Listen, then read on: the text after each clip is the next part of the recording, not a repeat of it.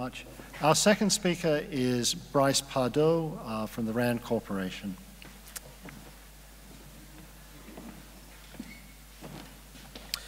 Thank you, Peter, and thank you, Dr. Uchtenhagen. You covered most of my presentation, so I can skip a few things. That helps. Let's see here.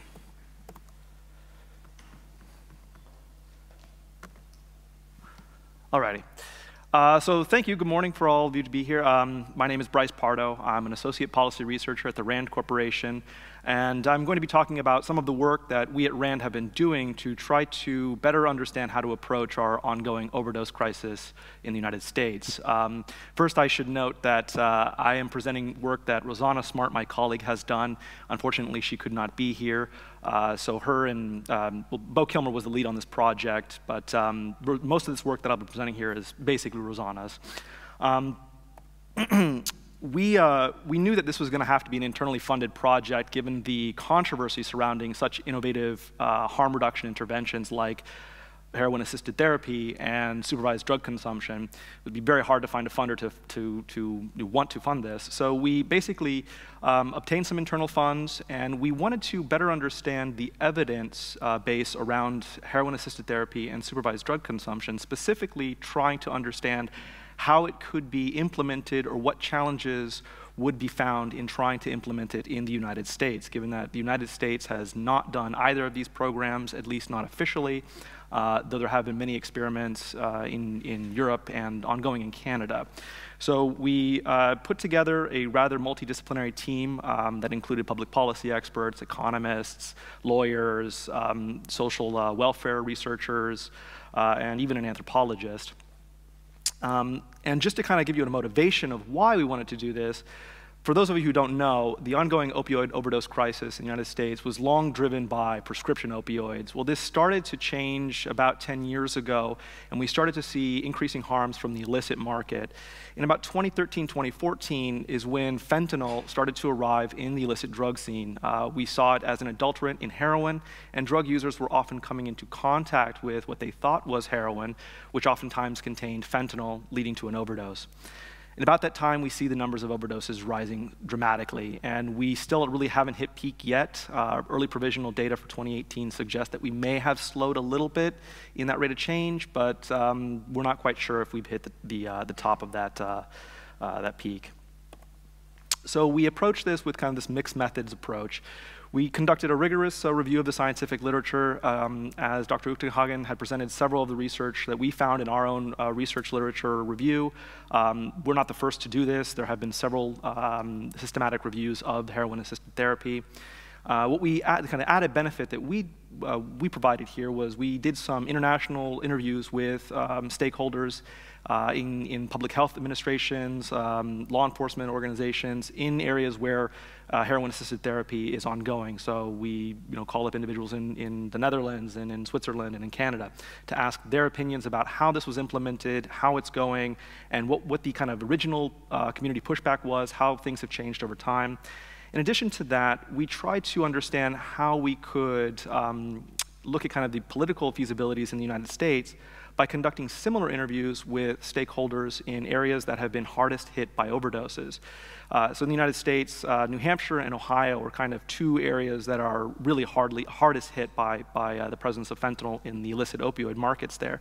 So we conducted interviews with stakeholders in those areas, police departments, public health administrations, and we even spoke to ongoing drug users in those communities to gauge their feedback. And I'll just note really briefly that we were actually quite surprised that drug users in those communities rejected the idea of heroin-assisted therapy outright. That was actually one of the major surprising findings to me, was that they were reluctant to receive government-funded or government-provided heroin. In addition to the stakeholder interviews, we conducted a legal analysis to determine kind of what the limitations or prohibitions would be on implementing either supervised consumption or heroin-assisted therapy in the United States. And then we conducted some public polling just to kind of gauge the general public's mood or thinking about these ideas. This generated a substantial a large volume report, 5 different working papers covering more than 400 pages. You can obtain it at that website there. There's kind of one summary report, and then there's, like I said, 5 different separate working papers that kind of go down into greater detail about the methods of the research, the systematic reviews we conducted, and the interviews that we conducted. So I'm going to be presenting most of the findings from the working paper on heroin-assisted therapy.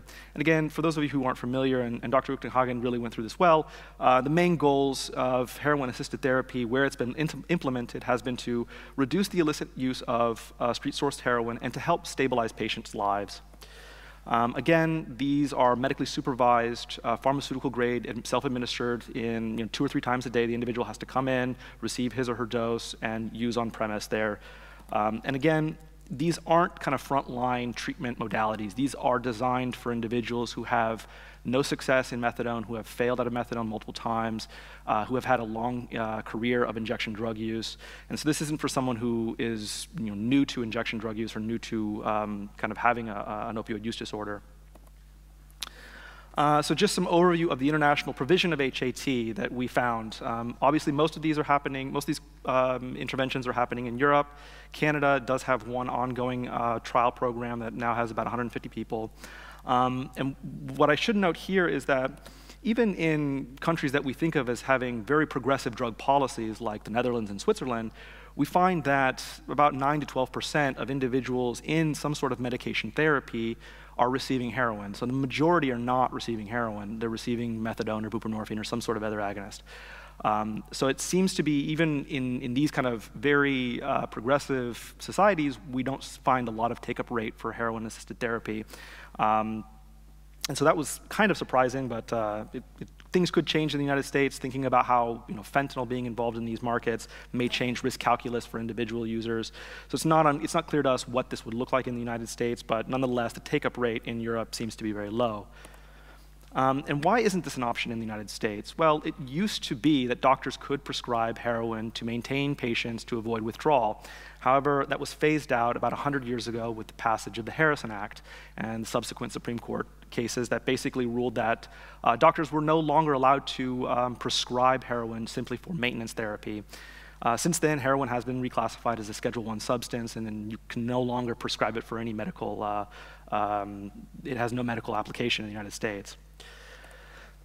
So what we did, just to kind of give you a quick overview of the methods here, we did a database research search from the beginning of 1990 to the beginning of 2018. We looked at several different databases. We used various search terms that we could find in the literature, looking at either heroin prescription, diacetylmorphine, heroin maintenance, treatment dependence therapy. Again, the full search terms is listed in one of the appendices in one of the working papers. And we focused mostly on randomized control trials. We were able to find 55 studies looking at 10 different randomized control trials. Some of these sites had multiple studies kind of coming out of them looking at different outcomes. So we focused on these different randomized control trials, again, most of them in Europe, with a few in Canada. And why we focused on randomized control trials? Well, obviously, these methodological research designs allow for kind of greater causal interpretation. And again, these are limited to studies that look at prescription heroin or use of heroin to maintain individuals. Most of the studies compared heroin and some form of oral methadone to avert withdrawal as the treatment arm. Either the heroin typically it was injectable, in 1 or 2 cases it was smoked, and then for the treatment group, it was kind of the standard oral methadone alone. So what did we find in terms of the evidence base across the research? And again, we're not the first to do this. There have been several systematic reviews. John Strang has done several good work in this area. There's been Cochrane reviews. However, we basically gathered the evidence and we tried to divide what we could find kind of strong evidence for, and how we classified that was by 3 different criteria. The first is that all or almost all of the RCTs assessed looked at one outcome of interest. More than 2/3 of those studies found a significant effect in the same direction. And the last is that studies of comparable methodological design did not find any opposite significant effects in the opposing direction. We decided to define suggestive effects as basically the same as strong, but that second criteria, we basically relaxed the 2/3 threshold. So strong evidence for HAT. And again, what was largely being compared here is injectable pharmaceutical grade heroin versus, plus a little bit of oral methadone, versus oral methadone alone. And we found strong effects that there are more likely that those in the treatment in the treatment group receiving heroin were more likely to have adverse reactions, overdose versus methadone, which is not surprising. However, we did find that individuals in the treatment arm are more likely to reduce their illicit heroin use almost immediately. In addition to that, we did find some improved rates of treatment retention. However, we caution interpretation there. It's not clear all the time that how each study handled attrition. In some cases, individuals that were randomly assigned to methadone, once they found out they were assigned to methadone, they immediately dropped out. And so some studies didn't quite handle that attrition bias very carefully. So we do caution interpretation there. Nonetheless, individuals are more likely to desist from illicit heroin use almost immediately compared to methadone. I'll circle back on that later. Suggestive effects of HAT. We did find several suggestive effects regarding reduced criminal activity, both self-reported and police-recorded. We did find that most studies indicate that those receiving heroin did improve their physical and mental health. And there is some evidence suggesting that those in the treatment arm did reduce their use of benzodiazepines. Again, though, most studies, it's not quite clear how that was dealt with. In several studies, individuals that were receiving heroin-assisted therapy also were receiving some sort of substitute for benzodiazepine use, as researchers were kind of worried about the synergistic effect between opioids and benzodiazepines. So it's not quite clear how that was handled, though most studies do report a reduction in illicit benzodiazepine use. The community level effects, and I'm trying to draw here on some of the findings regarding kind of public nuisance, public disorder, and criminology, since this is a criminology conference. We found 5 observational pre-post studies. None of these were RCTs. None of them had any quasi-experimental design. This makes sense since most of the clinics are not randomly cited. In general, these studies, keep in mind, they have very few participants that are enrolled in these studies, so it's very hard to actually kind of be able to see the signal from the noise. So we caution kind of the interpretation here. Most of the outcomes that were evaluated in these observational studies were kind of varied in what they were measuring. Some were looking at reported crime, some were looking at improperly discarded injection material, some were looking at kind of disorderly conduct reports. So what did we find? Well, we found that none of the reviews found any adverse effects of HAT in a community where that clinic was cited, either on public crime or public disorder, sorry, reported crime or public disorder. Though one study did report negative association with improperly discarded injection material. That is, where a site was located, there were fewer syringes, kind of publicly discarded syringes. Overall, though, the results on kind of community level effects on crime and public disorder are inconclusive. We did find one study looking at HAT, heroin-assisted therapy, compared to injectable hydromorphone. Hydromorphone is a different opioid. One study basically looked at 2 different treatment arms versus methadone. So one getting heroin, one getting hydromorphone, and then a control group getting methadone. And they found that there were similar outcomes at 6 months for those 2 treatment arms getting either heroin or hydromorphone. However, hydromorphone, those receiving hydromorphone had fewer serious adverse effects than those receiving heroin.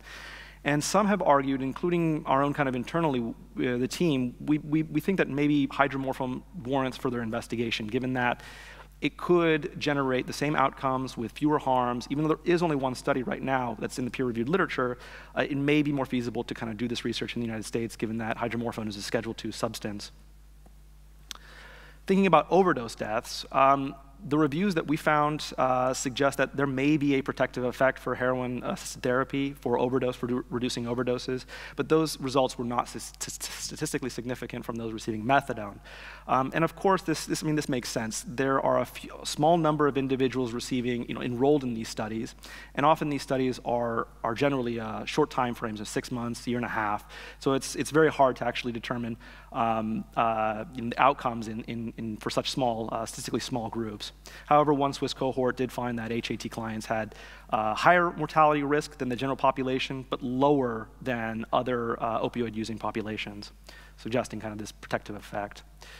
Nevertheless, again, pointing back to that strong evidence for desistance of illicit heroin use, that may be one kind of protective, have a kind of a protective effect in reducing overdose deaths for those that are sourcing heroin in the illicit market, especially as these illicit markets continue to kind of convert or transition over to fentanyl.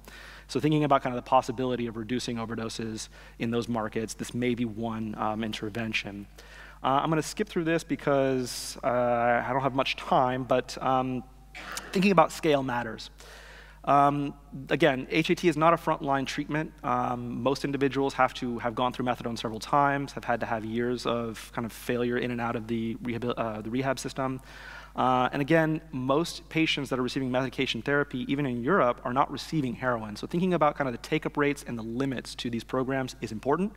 Nonetheless, as I mentioned earlier, the kind of changing calculus, individual users' calculus about how dangerous it is now that fentanyl may be seeping into those illicit markets may change kind of the take-up rate. And then thinking about, this is, I mean, kind of focusing back on what Dr. Uchtenhagen had mentioned, I would agree that thinking about HAT in the US context, the United States, there are many barriers still today to receiving medication therapy. It's very hard for individuals to obtain methadone in certain states. Often doctors are reluctant to prescribe buprenorphine. There's a general kind of aversion to harm reduction in the United States, and I'll point to that in a bit. And so it's kind of hard to say how well these things will translate to an area, to a country in which we have a very frayed social, safety net where there aren't a lot of wraparound services. Nonetheless, we conclude in this report that it's time to do some pilot testing of HAT in the United States. There is a broad research base which suggests that there are some positive benefits here in reducing crime, potentially reducing overdoses. So thinking about how to do that in the United States, going forward with some pilots in certain environments which are what we think could be best translated, where these outcomes could be best translated. So in an urban environment with generous social services, with ready access to medication therapy would probably be the best place to try to see if HAT works in the US context. And for those of you who don't know, historically our heroin problem has been centered around urban areas, but that is not the case in the last 10 years where we're finding a lot of rural areas to be kind of impacted by heroin. So it's unlikely that that these programs, these interventions would work in areas with poor public transportation, with really lacking in social service provision. So we would like to start somewhere where we think it could work and then see what we could learn from there. And then lastly, kind of thinking about the public opinion, public polling, what do we call this? We call it heroin, we call it diamorphine. My colleagues at RAND did a public poll where they basically asked some adults about, in European cities, heroin users who fail out of treatment multiple times can be prescribed pharmaceutical blank as a substitute. Should we try this approach in the United States? And half of the survey respondents were offered either heroin, the other half was offered diacetylmorphine in that prompt. And we find that when the term heroin is used, we see that about 20% of individuals are in favor. There's about 44% don't know, and the rest, no. However, when you switch to diamorphine, the yes increases by 50%. Now, 30% of individuals say, yep, great, sounds wonderful. So this leads us to think, framing does matter. Heroin is a very loaded term. I mean, it comes with a lot of baggage. Nonetheless, thinking about the use of other agonist therapies like hydromorphone, like maybe injectable methadone, maybe one way to kind of tease out the benefits of these interventions. So kind of keeping that in mind going forward. And then concluding thoughts. Fentanyl in the United States is really challenging our policy tools. It's overwhelming a lot of the available kind of responses that we used to go to. Again, increasing access to medication therapy is paramount.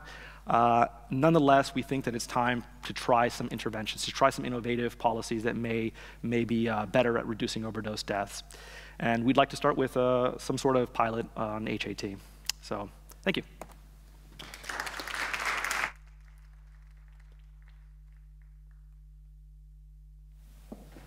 Our third paper is from Robert McCune from Stanford University Law School.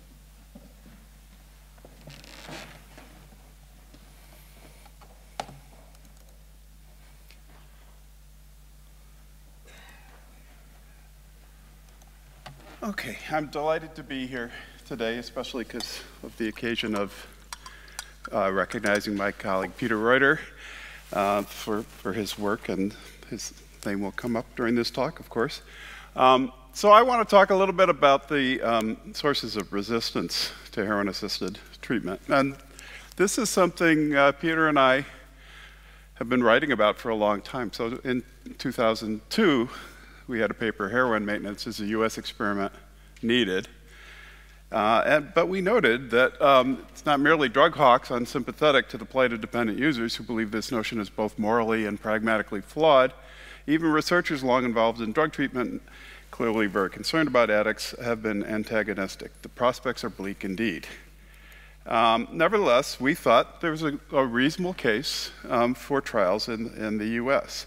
And I continue to believe that. I believe the case is much more reasonable than it was then, and even then I thought it was a reasonable case. As you've heard, there's considerable new evidence since 2002, and I won't go back over that evidence again, but I thank my colleagues for bringing us up to speed on that.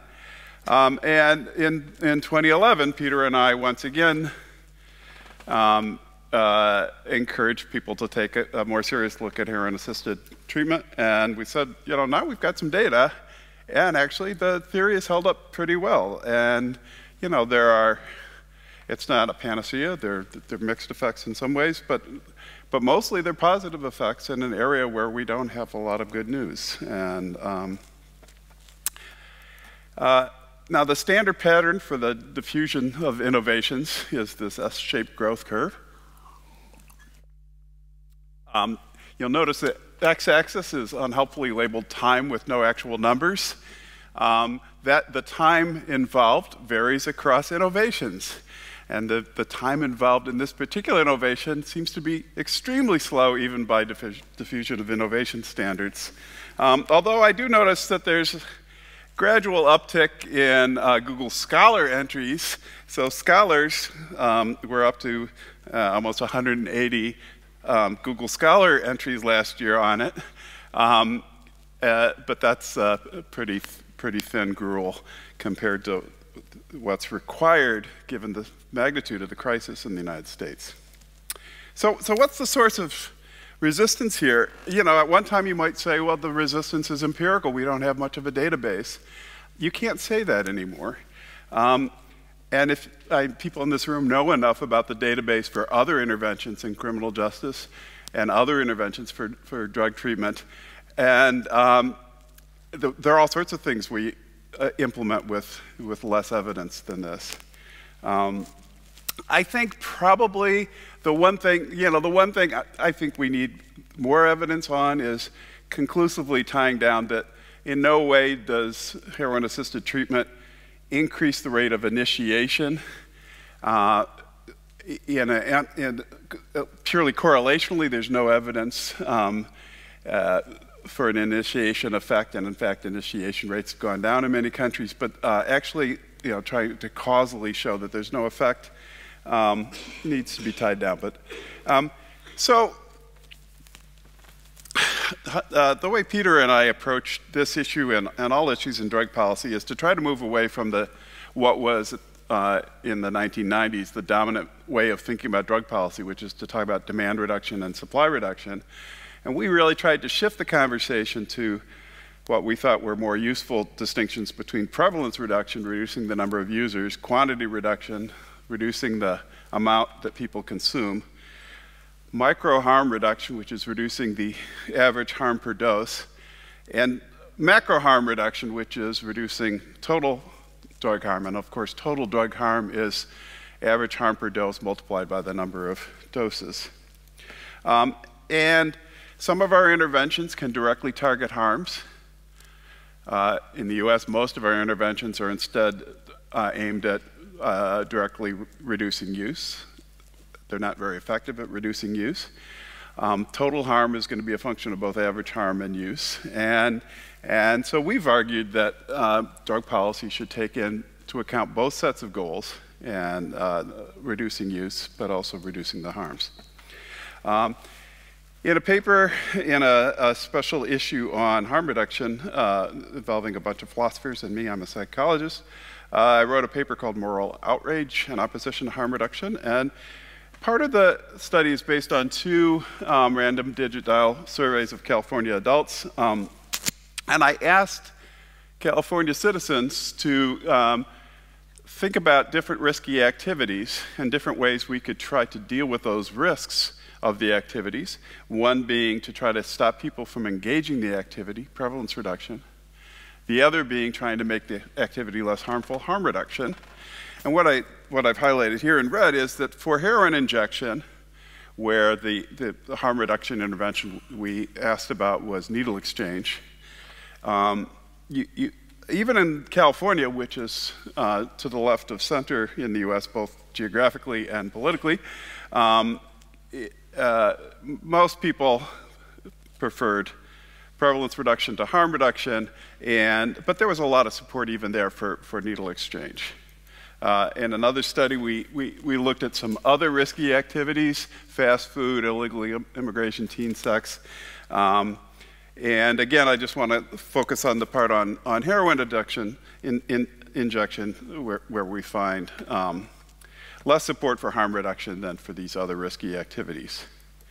Now, why are people opposed to harm reduction in our surveys? So the first thing is, it was not correlated in our survey with perceived harm when we asked specific questions about how harmful the activity is and whether the intervention would actually reduce the harm. That was not a good predictor. It doesn't seem that people are engaging in consequentialist type of moral analysis here. It was not correlated with perception that the particular activity was no one else's business. This doesn't seem to be a question of libertarianism versus paternalism. That doesn't seem to be what's going on. Instead, what we found is opponents tended to be older, and they tended to be conservative, politically conservative. They see the risky behavior in question as immoral. So skateboarding is not seen as immoral, but heroin injection is seen as immoral. And what emerged as the most consistent predictor of opposition to harm reduction across a bunch of studies I did was I asked people to rate various emotions they feel when they think about the risky activity. And when people think about an activity and feel disgusted by the activity, they oppose harm reduction. So disgust, this affective response of disgust, was a key mediator of opposition to harm reduction. So, as I mentioned, conservatives tend to oppose harm reduction. I thought, well, is there something intrinsic to conservative ideology and harm reduction that there's an opposition, or is it just the issues I chose? Surely there must be some issues where liberals oppose harm reduction. At the time I was teaching at UC Berkeley, I had the dilemma, where can I find liberals to study? So I surveyed my students, and I asked them about something that intuitively I thought might push their buttons. And this was a New York Times article about an Italian gynecologist proposing that when African families brought him their daughters to perform ritual female circumcision, which is a very intrusive and potentially can create chronic health problems and other consequences, the surgeon was proposing simply substituting the traditional way of doing it with just a nick of the knife, 1 drop of blood, and harm reduction. The behavior is going to take place anyway. Let's make it less safe. Let's make it more safe. Now, my students, who you see on the left, unlike California adults, my students actually preferred harm reduction for heroin. But what you see is when it comes to female circumcision, they're like, no, just don't let them just don't do the ritual. Just don't do the ritual. And so I want to suggest that there is an affective component to our reactions to these policies, that we all have our own areas of discomfort, but acknowledging those sources of discomfort does not settle the issue. It simply calls attention to the problem to be solved, which is we need to sometimes overcome our discomfort and really look at, sometimes we need to act with ambivalence. Sometimes we need to act even though we feel disgusted. I want to point out with my students, once again, I find that these emotional reactions are driving the response, not sort of consequentialist reasoning about harm to self, harm to others. And so now, healthcare providers in the US have been resistant to heroin-assisted treatment. And maybe healthcare providers are different. In one sense, they're not. They're human beings. And there's no reason to think healthcare providers are any less subject to these affective responses like disgust. There is another sense, however, in which healthcare providers might be special, and that is they've taken on a professional role as a healer with a code of ethics, and that maybe that's part of that socialization process and that self-selection process is part of what we're seeing in their resistance. So I look back to Hippocrates, and as you can see there in his oath, it doesn't say anything about harm reduction. If you don't read Greek, as I don't, you can find a translation. And I was surprised to find that there was one little phrase that maybe you could, I will not administer a poison to anybody when required to do so. I suppose maybe there are some people that in their mind might think of giving heroin to a heroin addict is like administering poison. What about more modern medical ethics? Well, I've been reading the literature on medical ethics, and it's really hard to find any direct statements that suggest that heroin-assisted treatment is in any way unethical. Medical ethics talks about autonomy, really. You could make a case that heroin-assisted treatment actually helps with patient autonomy. Justice or fair treatment across classes of patients, I don't think there's a problem there. Beneficence, doing good for the patient. The devil's in the details, and the details come down to how you define what's good for the patient. And if you have a very narrow view, which is that the only thing that you can do that's good for the patient is to remove heroin from their life, then heroin-assisted treatment will seem like a failing. But I just want to point out that's a very narrow view of what it means to do good for your patient. And then, of course, when possible, do no harm. Some colleagues and I have looked at how professionals deal with role conflict and goal conflict in another domain, judging. And I'm not going to talk about the judging work other than to say that judges have conflicting goals. There are a lot of things they need to do and accomplish, and sometimes those goals are in conflict. And we suggested that those conflicts could be modeled psychologically by something, it should say constraint, not constraint, constraint satisfaction network. There's a kind of neural network model. And here I just show a very crude version of this. You've got a whole bunch of goals and a whole bunch of outcomes that you're concerned about and actions you can take, and the goals are often in tension, and somehow the constraint satisfaction network tries to find a path through these conflicting, ambivalent reactions and reconcile them. And one of the things we find when people deal with ambivalent, conflicting goals, part of the problem is explicitly acknowledging trade-offs is aversive. It's very uncomfortable to just acknowledge that they're trade-offs. But in fact, as everyone in this room knows, if you study public policy, life is about trade-offs. Public policy is about trade-offs. Trade-offs do need to be made. And one way you can resolve the dissonance of conflicting cognitions is by finding a higher order integrative perspective by which to resolve the contradictions. And I just want to suggest, so if our traditional treatments are abstinence-based and they're good at addressing some goals, but traditional treatment does less well at addressing other goals, you can look to an alternative like heroin-assisted treatment. It will be better at addressing some of the goals that traditional treatment misses, but it will create possible problems of its own. And so here we have ambivalence, we have conflict. But if you think about an integrated system where you start with abstinence-based treatment, you fall back on medically assisted treatment when abstinence-based treatment fails. You fall back on heroin-assisted treatment when other forms of medically assisted treatment fails. I mean, I do think this is the way a lot of clinicians are increasingly think about heroin-assisted treatment. It's part of an ensemble of approaches, and it's not replacing abstinence-based treatment with another alternative.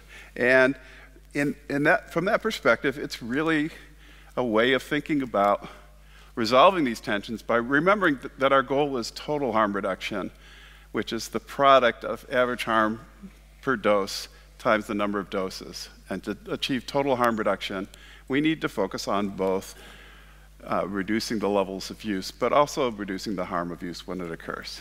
Thank you.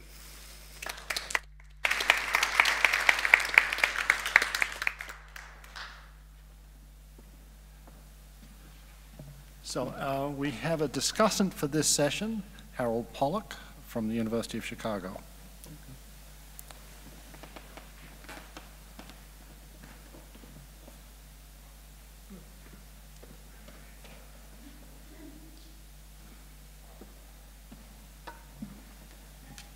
It's always a challenge at this point in the presentation I don't know whether the best strategy to avoid you falling into a narcoleptic stupor in the discussing comments, whether PowerPoint or avoiding PowerPoint is the most effective approach. I'm going for the no PowerPoint approach today. So if you're still awake at the end, we'll call this an intent to treat trial, and we'll evaluate it. Now, it's an honor to speak today, particularly since Peter, to be here when Peter is being honored, who's been a close friend and mentor for 20 years now. What's that? No. No, my life works better somewhat disconnected. Okay, great. Can you all hear me? So how do we evaluate the talks that we've seen so far today? I would say at the 50,000-foot level, there really is strong evidence that heroin-assisted treatment benefits individual patients in good trials. And we're really starting to see an evidence base that tells us that there are real benefits here. Now, whether it's good for addiction treatment itself, and whether it's politically beneficial for the larger effort to assist people who use drugs in a society that has such a tenuous commitment to the well-being of drug users, that's another question, and I think the jury is still out. And so let me offer some general comments in the 3 hours that I have to speak with you now. So first, most of my life now is spent advising public health and criminal justice policymakers in Chicago, Illinois, where I'm involved in the University of Chicago Urban Labs. And we do many intervention trials that involve people who use drugs. And heroin and alcohol are the two principal things that we see. And I would say on Tuesdays and Thursdays and Saturdays, drawing on that experience, I say, well, something like heroin-assisted treatment, I'm not even sure I want to bring that up. But today's Monday, so this session makes me feel a little bit more optimistic, particularly when we consider the incredible mortality impacts that we see that the fentanyls are bringing to the people that we try to serve. So let me start with Ambrose's presentation. And of course, it starts with an appropriately chastening and wise comment that it's a mistake to expect too much of heroin-assisted treatment on its own to address the full opioid epidemic. I must say, listening to his description of the Swiss trial, it reminds me of the current U.S. health policy debate where participants often argue that universal coverage is impossible and unrealistic. And I think, I wonder whether the authors have access, or the people saying those things have access to a Google search engine that has somehow closed off Western Europe from their ability to search about what's actually happening every day to so many people. I must say that your description of the Swiss needle parks reminds me today of what we can see in the hardest hit areas of Chicago on the west side, and even more. I was just in Baltimore, and it's really bad out there. And when I think about New Hampshire and southern Ohio and the impact that the opioid epidemic is having, it's it's on a scale of what the worst of what we were seeing 30 years ago. One of the interesting comments in Ambrose's paper concerned the harm reduction approach to law enforcement.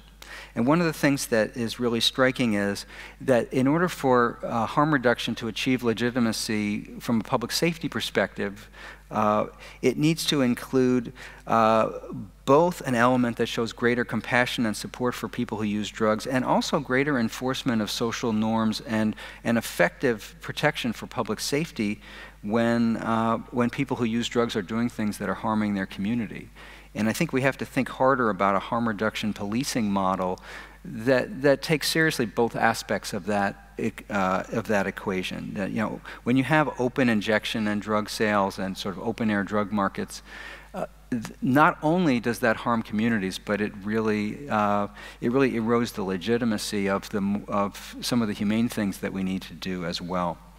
I must say that police officers in Chicago that we work with are really quite open to a harm reduction perspective. One of the striking things that we see when we talk to our older and conservative Chicago police officers, that Chicago police officers and Berkeley students might be the two most opposite groups of people you could possibly talk to in the United States. And what is striking is the officers do not want to be arresting people who are using heroin. They don't even want to really be arresting the low-level heroin dealers. They pretty much know that the people that they can most easily arrest for selling drugs are themselves drug users, readily replaceable, and they don't feel good about arresting those people. And we're doing something called the West Side Narcotics Diversion to Treatment Initiative, where when people who are detained by the Chicago Police Department are deemed to be not a threat to public safety, we send them to an addiction treatment provider and they're not arrested. They're not taken to Cook County Jail. And one of the really heartening things about that is the police officers feel really good about that. Now, one of the things that we find, by the way, is we find very low rates of serious crime among participants in these interventions when we follow them over time. And we actually think the interventions are not super effective in preventing serious crimes. So with these people, they don't commit serious crimes to begin with. You know, most heroin users are committing property crimes to get money. They're not a threat to public safety beyond that. And police recognize that. And so they want to see effective strategies that deal with the problems that some of these drug users are causing for communities, but they really don't feel a sense of, a punitive sense that these folks need to be punished in the way that we might think as we stereotype what we think of police officers believe from the outside. Now, it was interesting, the heroin-assisted treatment model that Ambrose noted is really quite restrictive, and it included supervised injection, rigorous entry criteria, including a history of prior treatment failures, and so on. And those restrictions are both a political necessity and an effort to learn from the British experience. And it's quite important that we think about that. Am I doing okay, Peter? I must say, by the way, a lot of the data from studies like this are self-reported and are often self-reported based on people that you can stay in contact with. And one thing I would say in the entire literature is it's really important to understand that we have to do a proper intent to treat framework where we're getting data that is not self-reported. One of the most consistent findings in our studies is that the people that we invite to treatment who do not engage the treatment have far worse outcomes than either the treatment group or the control group. And so it's really critical that we have trials that can get access to criminal justice data that is not coming from the individuals that we are surveying. Now let me move to Bryce's paper. It's telling, of course, that the project is internally funded. You know, even with this murderer's row of people that participated in this work at RAND, you know, it is beyond the current scope of American drug policy. And it's a very impressive effort that leads to a pretty simple bottom line, that heroin-assisted treatment in many studies, you know, really helps people. And I think we have to understand that the literature is probably I don't know if it's as compelling as the literature was on syringe exchange it's 30 years ago, but we have real trials that are done well that demonstrate some real benefits. It is also striking that drug users themselves, though, seem to be the least convinced by some of this evidence. And as Bryce noted, drug users themselves seem to be rejecting heroin-assisted treatment outright. And I think it's interesting that, and it relates to some of the themes in Rob's paper, but as thought about by drug users themselves. In conferences like this, we want to try to bracket the moral dimension of discussions of drug policy and recovery. And I understand why we do that, and I think it's very important that we avoid a very harsh and moralistic way of thinking about drug use and drug users. But I think it's really important to acknowledge that drug users themselves have a very moralized view of what motivates them to be in recovery, and they don't want to be using heroin in many cases, and that's something that we have to take seriously. And a key challenge for the legitimacy of heroin-assisted treatment and addiction treatment more generally is to demonstrate that not only can we reduce people's street drug use and the criminal offenses that they may commit, but that they actually live better lives, that they achieve higher social function and meet the obligations that are most important to them in leading their lives. That is the single most important motivation people have to be in addiction treatment. And I do think that there is a barrier among people that people want to be able to say, I'm not using heroin anymore.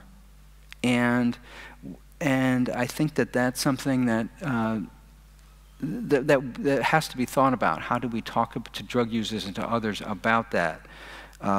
It's not just random people answering polls who are uncomfortable with the word heroin. It's people who use heroin for whom it has had a devastating impact on their lives.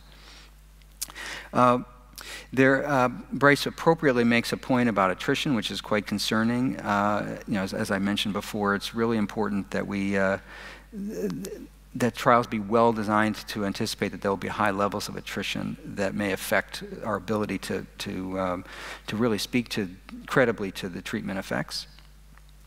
And Bryce also noted the inconclusive impact on community outcomes. One thing that Bryce didn't talk about, which I think we need to think about as well, is what is the impact of HAT on the treatment system itself? And both on the political standing of addiction treatment in a society that is ambivalent about medication-assisted treatment, but also the everyday consequences for treatment delivery. I actually think that the political consequences of HAT may well be negative, but that the consequences for everyday drug treatment may actually be positive from HAT emerging. Of course, right now, HAT is politically infeasible in the U.S. I was less, I thought that the polling data that Bryce mentioned, that people respond differently to the word heroin and the word diamorphine, I think that was kind of interesting, but I also think that people who oppose HAT will very, very quickly learn and educate people about what the actual words are, and we shouldn't count on that, on people's lexical ignorance to be a political asset in this. But I think in terms of everyday treatment, there are a group of people who have been in treatment many, many times and are failing in treatment. These are the people, by the way, that we see in our deflection interventions all the time. We say, wow, you have an opportunity to go to addiction treatment. Isn't this great? And a lot of those people say, well, this is like the 8th time that I've been in treatment. Like you're sending me back to the place. I'm actually in that treatment program right now. You're deflecting me to the treatment that I am non-compliant with this very second, as virtue of the fact that you've just arrested me trying to buy drugs. But I think treatment providers may actually benefit from having an alternative for those folks. Now let me spend my final hour on Rob's paper. In a sense, you stole some of my thunder in my discussant comments, which is kind of fitting given that your book with Peter has so shaped my thinking, and your 2002 paper is only too prescient when we think about what's happening. I think the fundamental point is that we need to respectfully engage what really motivates the skeptics, which includes moral arguments. You know, the arguments for and against harm reduction, as you point out, are deeply moral. And, you know, I've read and actually written some pretty good cost-benefit analyses of syringe exchange and medication-assisted treatment. And I just don't think that people on either side of the argument are really motivated by those. I kind of think of the economic policy analysis as the body at the Irish wake. You need it to hold the conversation very often, but it's not really otherwise the center of attention when we really get down to it. Now, a heartening element, I want to close on a heartening note, which is the genuinely humane way that America is confronting the opioid epidemic, which is so different from what we faced with the HIV and crack epidemics of 25 years ago. I would not be surprised if public opinion moves on HAT in an unexpected way. You know, our research team, something called the National Drug Abuse Treatment Systems Survey, interviews Democratic and Republican policymakers across American states. And we talked to 83 people so far. And there's a genuinely good faith effort to deal with these issues. You know, a striking number of people in every aspect of American life, including people that run state legislatures and so on, they have a child, a nephew, they have someone close to them who's struggling with an addiction issue. And you know, President Trump, who's otherwise so comprehensively unworthy in so many aspects of his public policy, and I'm not making a joke here, I'm actually, you know, I'll tell you when I get to the jokes. He actually spoke quite humanely about the opioid epidemic during the 2016 campaign, and that was actually a factor in his election victory when he went to places like Southern Ohio and talked about those issues. Now, whether his concrete policy proposals will help is another question, but everyone across the spectrum wants to reduce the number of deaths that are happening now and the social harms that are coming. And that's a platform that we need to build on. Now, Rob's and Peter's book closes with the admonition that we need to defend the propriety of helping drug users. And I think the best part of that defense is a new integrated perspective that Rob mentions. Does heroin-assisted treatment, yeah, well, it's important. Does it reduce street drug use? Does it reduce crime? But I think what will really generate public legitimacy is something larger than that. It will help people be better parents and citizens, better workers, and will it help communities be less scarred than what we see on the west side of Chicago and West Baltimore today, places that are so hard hit. I think if we can show that these interventions can do that, I think the public will come along, and I think that drug users themselves will come along. And if we can't do that, I think it will be a heavy, heavy lift, even if we have 50 really excellent randomized trials that show us that the treatment group had a p less than 0.05 level of improvement on the standard metrics that we look at in public health. So I'm going to stop there. Thanks very much.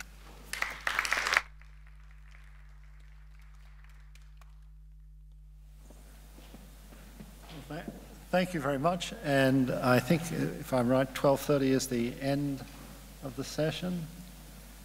Is it a... Right. So, if you would all join me in thanking the panel for an interesting set of presentations.